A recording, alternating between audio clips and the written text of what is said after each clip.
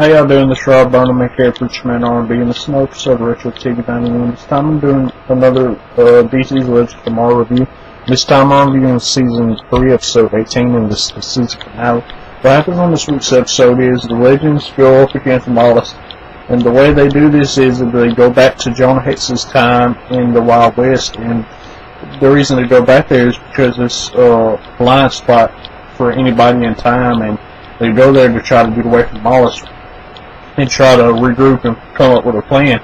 And while the Legends are doing this, Ray Palmer and Damien Darhk go to save his daughter. And what they do is they get Mollis out of his daughter, but in doing so, Mollis possesses Damien Darhk. Damien Darhk takes the place of his daughter. And Ray Palmer gets his daughter out of there and puts an antidote in her because Damien Darhk used the atom gun against his own daughter, and it would have killed him if Ray Palmer didn't have the antidote. And when she wakes up, she's crying because her father sacrificed his life for her. And Ray Palmer says that this was part of his plan, that way he could save his daughter. And what happens is the Legends find out that they have to bind as one and hold hands to create the being that's going to destroy Mollis.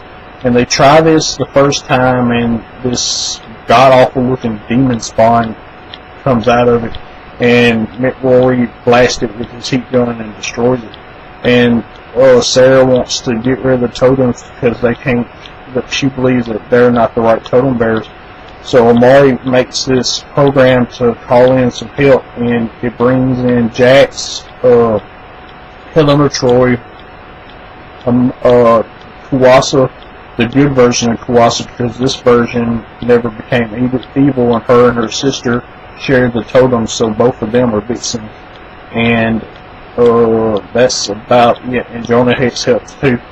And they buy time for the Legends, that way they could create this being that could destroy Mollis. And while they're creating this being with the 6 totems, Jax, Kuwasa, Helena Troy, and Jonah Hex is fighting off Mollis's minions in time.